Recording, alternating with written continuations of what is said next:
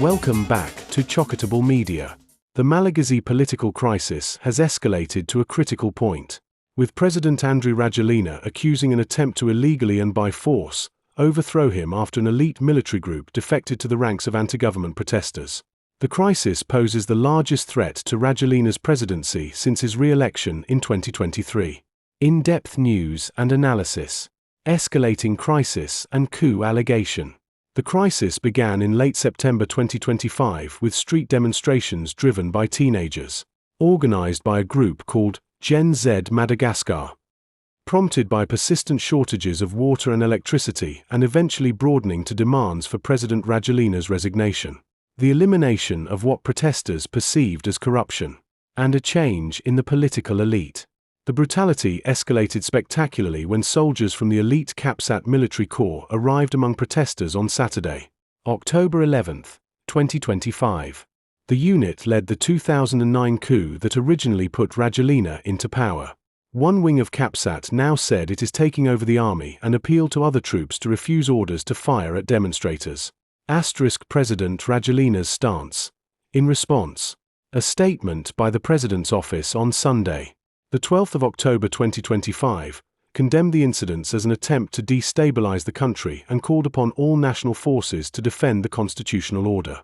He has disputed reports of deaths from protesters, at least 22 since the protests began, as reported by the United Nations. Government response. In an earlier attempt to quash the unrest, Rajoelnina dissolved the government on September 29, appointing a new prime minister, Rufin Fortunate Zafisambo, a military general. Prime Minister Zafisambo has publicly called for calm and cohesion and invited dialogue with all parties, the youth, unions, and the military, but his appeal and government reshuffle so far have not diffused the tension. Protesters' demands.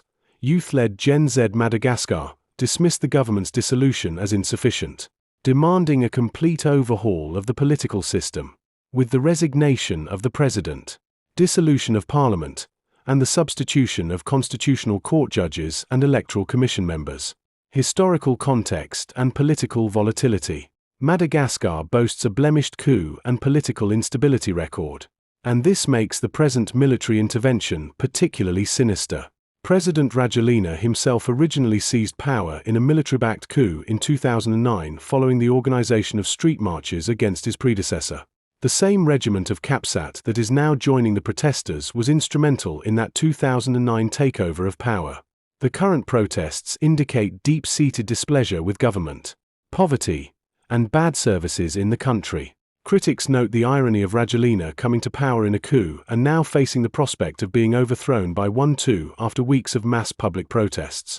The government's willingness to talk has been welcomed by international bodies like the African Union, alongside calls for restraint.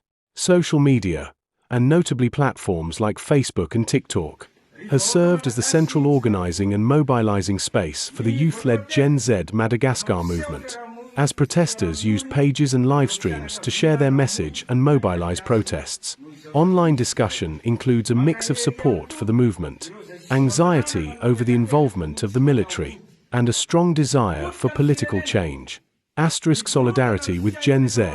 High numbers of social media activists expressed deep empathy for the youth, seeing them as the last hope for the country against deep-rooted corruption and poor governance. They praise the determination of the protesters under allegedly violent and fatal crackdowns.